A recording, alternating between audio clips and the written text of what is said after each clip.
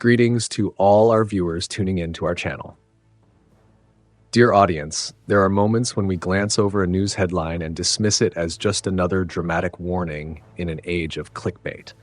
But then one day, when we slow down, when we look more closely at every small detail, every statement, every move, we begin to notice something is shifting beneath the surface, like a faint tremor before an earthquake, too subtle for most to feel. But for those who are attentive, it's a signal that something much bigger is about to unfold. And right now, in East Asia, those tremors are becoming clearer than ever. Japan is preparing for war. China has declared it could strike at any moment. If those words sound exaggerated, it's only because reality is even more terrifying. We're no longer in an era where tensions mean a few diplomatic spats, a handful of tough tweets, or another round of trade sanctions. The world is entering a phase where deep-rooted conflicts over economics, power, national interests are surfacing, forcing nations down paths they themselves would rather avoid.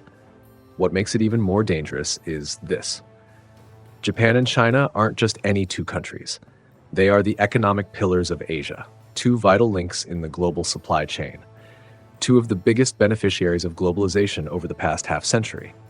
And yet, ironically, these very nations are now spiraling into a confrontation unlike anything we've seen since World War II. Why is this happening? Because today, the Japan-China story isn't just about territorial disputes. It's not just about who controls which sea or which radar system. It's about a global economic system trapped in the contradictions it created. As global growth slows, as profits become harder to chase, as supply chains turn fragile, and as the middle class feels less secure than before, governments, especially those of major powers, find themselves in a bind. They can no longer calm their citizens with promises of growth. They can't rely on economic miracles to ease internal unrest like they did in the 80s, 90s, or early 2000s. And when the economy can no longer save them, they need a different source of legitimacy. And so nationalism is brought to the forefront. The external threat gets magnified. The stories of we're being surrounded, our rivals are rising, danger is at our doorstep start flooding the media.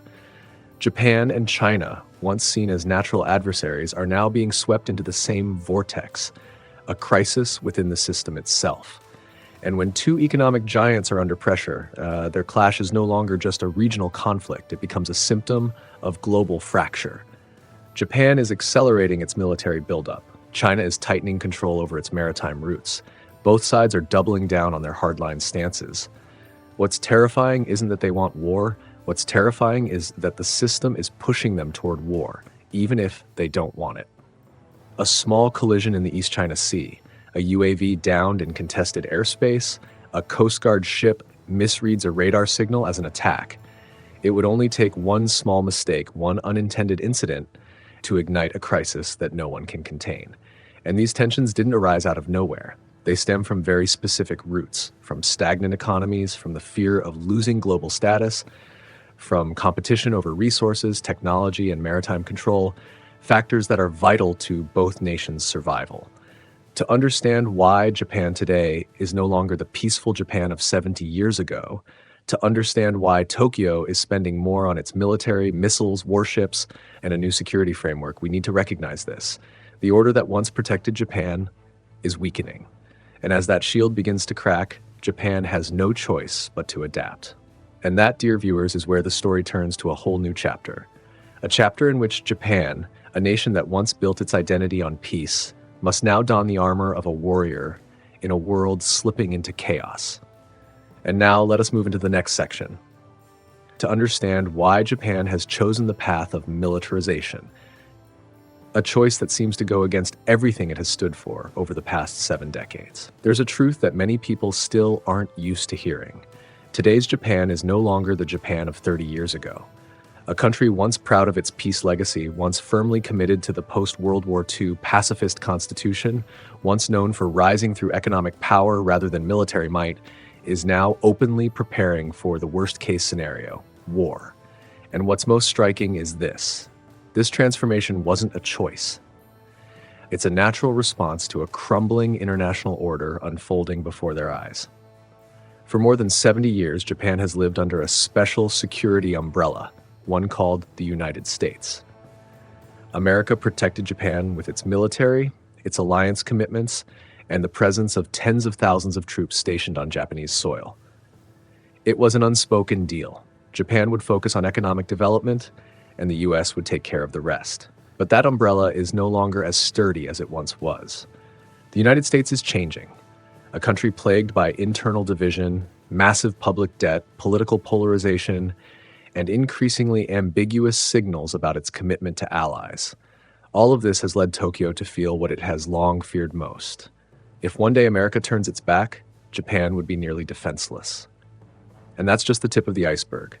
Beneath the surface lies Japan's prolonged economic stagnation.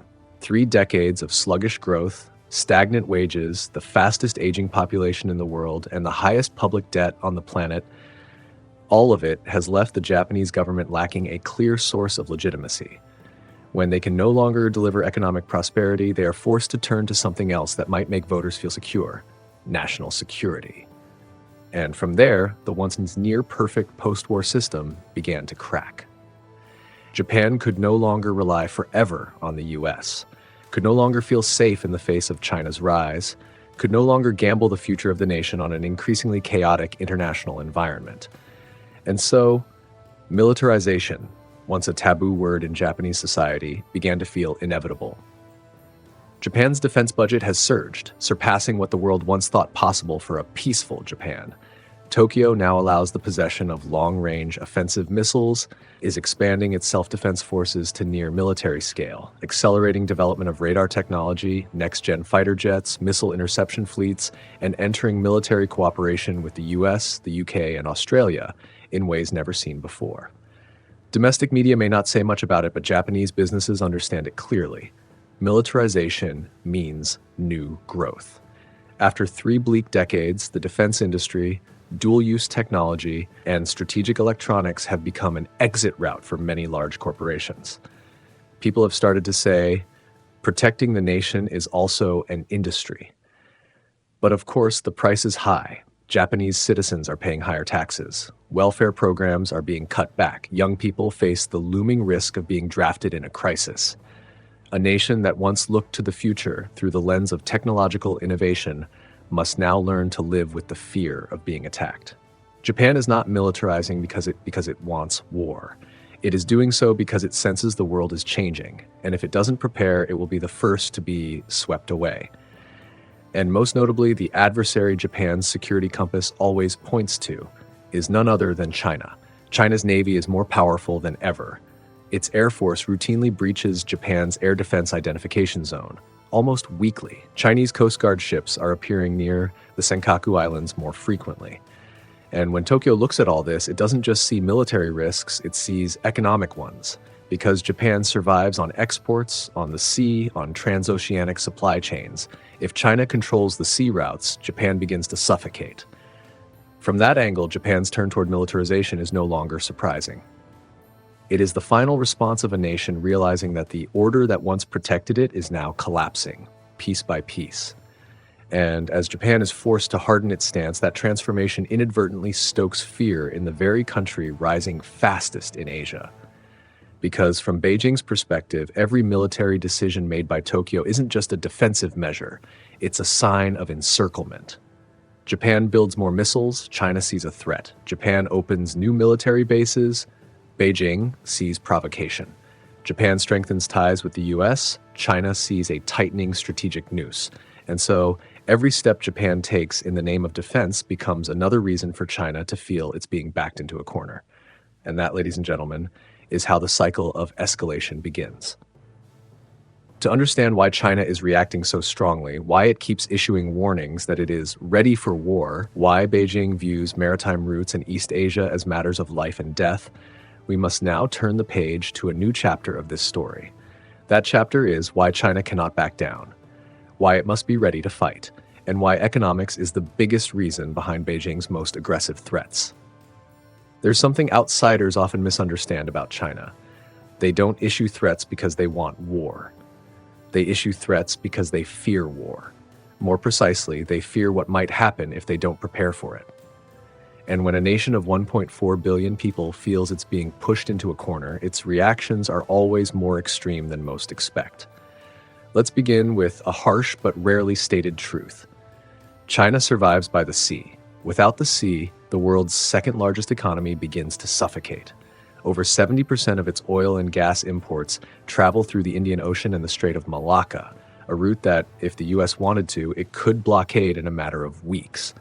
More than 60% of China's exports move through Pacific and East Asian sea lanes, where the US, Japan, South Korea, and their allies control a vast chain of military bases.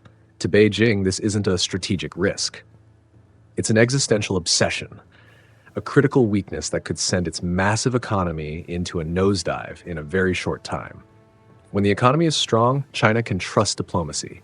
But when the economy slows, when the real estate market collapses, exports weaken, youth unemployment hits record highs, and consumer confidence plunges, the fear of maritime dependence becomes something gnawing at Beijing from within, day after day. And then looking around, what does China see? The US expanding its Pacific fleet, Japan deploying long-range offensive missiles, the Philippines allowing US troops back on its bases, South Korea upgrading its defense systems, Australia through AUKUS developing nuclear submarines, India tightening its grip on the Indian Ocean. From Beijing's perspective, it all looks like a tightening wall of encirclement. And when a slowing superpower feels surrounded, it cannot afford to look weak. It must show strength.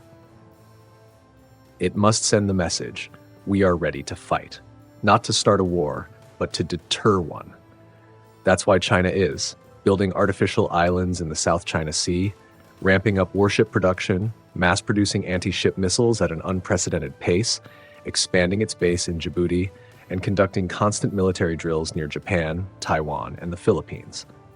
From the outside, all of this may look aggressive, but from Beijing's vantage point, these are economic insurance policies. Without matching military capabilities, China will always live with the fear that its trade lifeline could be choked off at any moment.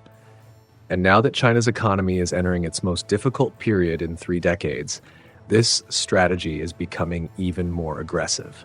Because Beijing knows one thing very clearly: a slowing economy is fertile ground for unrest. Young people without jobs lose faith in the future. Small businesses go bankrupt. Foreign investment pulls out. Financial confidence begins to waver. And when these pressures pile up, the government needs something to hold society together. And like so many regimes throughout history, China turns to a classic political tool: threatened nationalism. They tell the people, our enemies are surrounding us. They emphasize, if we don't become stronger, we will be strangled. They repeat the message, this is no longer just about economic growth. This is about protecting the future of our nation. The frightening part is that when that message is repeated long enough, it becomes a deeply held belief. And once that belief is nurtured in the context of economic instability, any maritime clash, diplomatic visit, or military exercise can be seen as provocation. China doesn't want war. But it is preparing for war because it believes that failing to do so would mean losing control over its economic destiny. And in the process of trying to protect its sea routes, China is unintentionally pushing the region toward sharper confrontation. Its military buildup drives Japan to reinforce its defenses, and each step Japan takes only reinforces China's sense of being surrounded. That's the escalation spiral, the cycle that neither side wants, but both are being dragged into. And now we must step back to see the bigger picture. Because Japan isn't militarizing just because of China, and China isn't ramping up just because of Japan. These shifts aren't happening in a vacuum. They are direct consequences of a deeper seismic shock beneath the global system. A shock that began with the financial crisis of 2008, that deepened with the supply chain disruptions of 2020. That has been fueled by trade wars, inflation, and the collapse of faith in the model of globalization.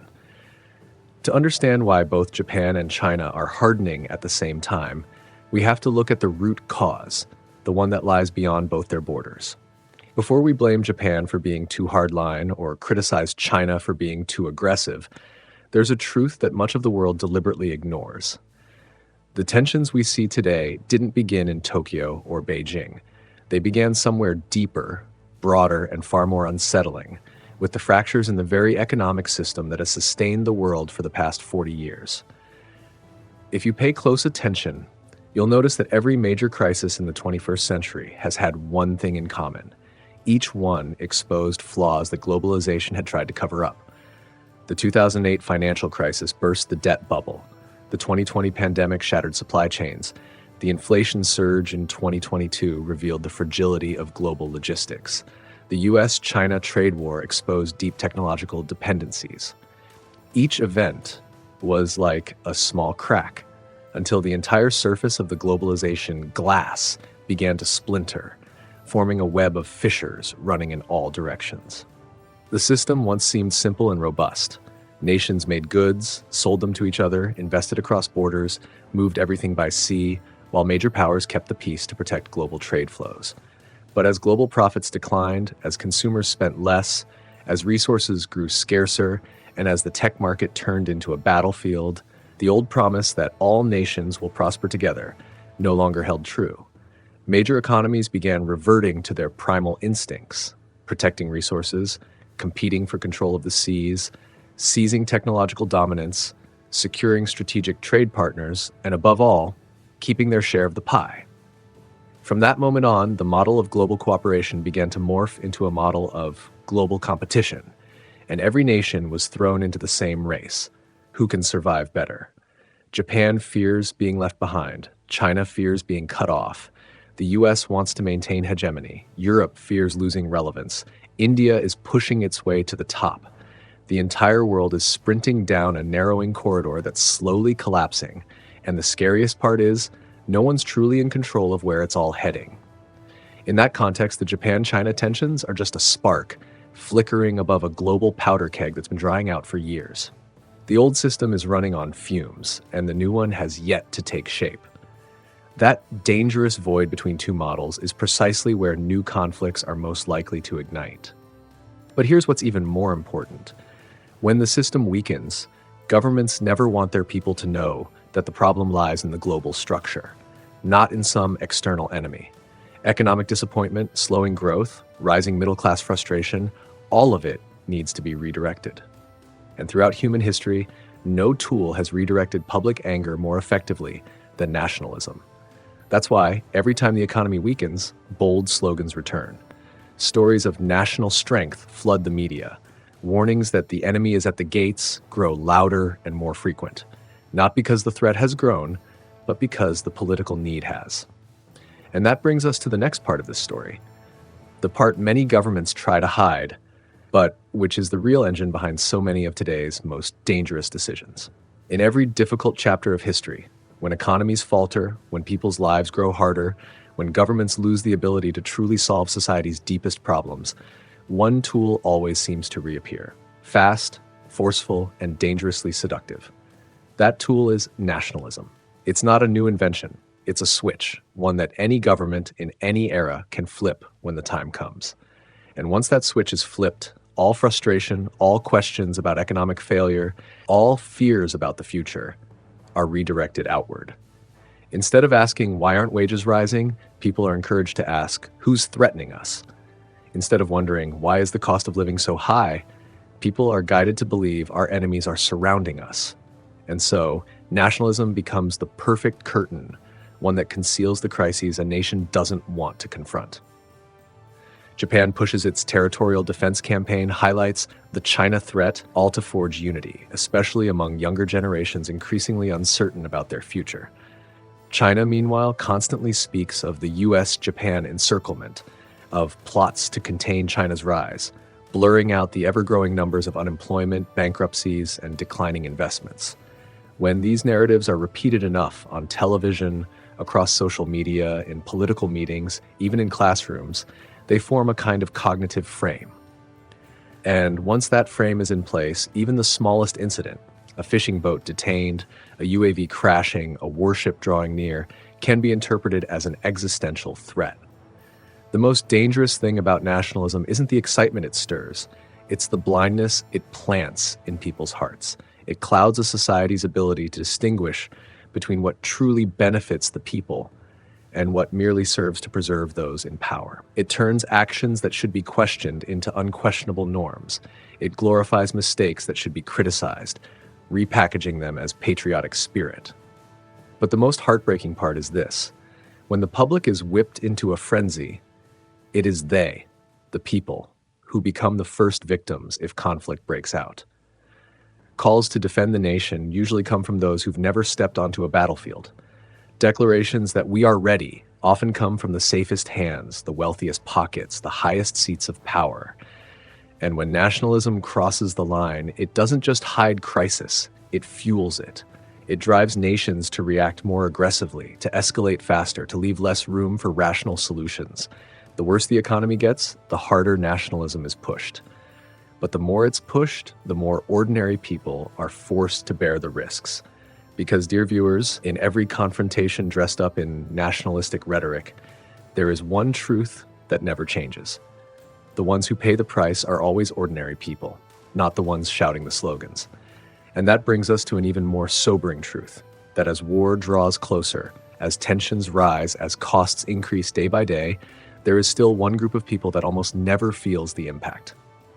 Every time tensions rise, every time nations begin speaking of strategy, security, missiles, and defense, there's always something strangely consistent. The loudest voices tend to come from those who face the least risk. Meanwhile, the silent ones, the people who quietly go to work each day, heads down, are the ones who will bear the full weight of decisions they had no part in making.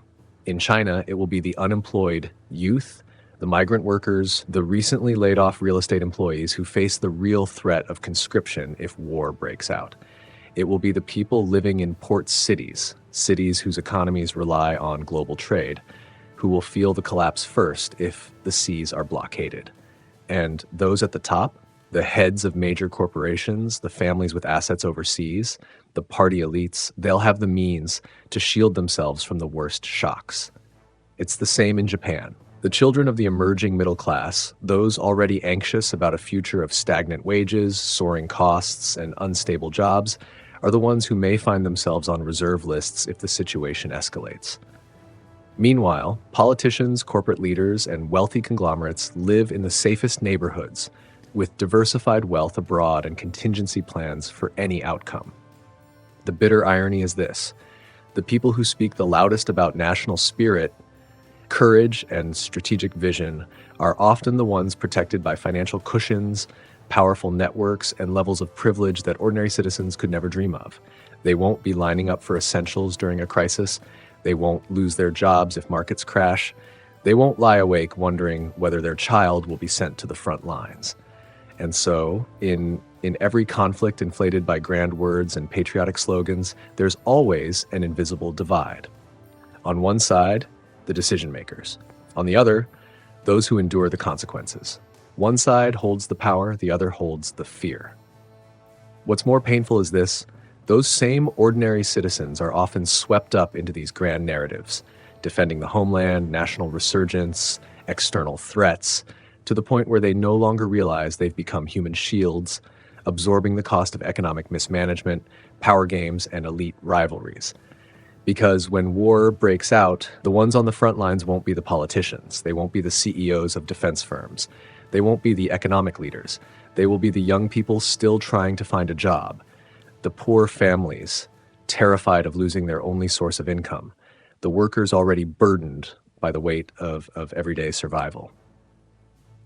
And when we understand that, we begin to see why the escalation between Japan and China, despite being cloaked in nationalism and honor, leaves such a heavy feeling in the chest. Because the ones who suffer are never the ones shouting the slogans. They're the ones who just want to live in peace, raise their children, and look toward a future with a little less uncertainty. And yet, the spiral continues.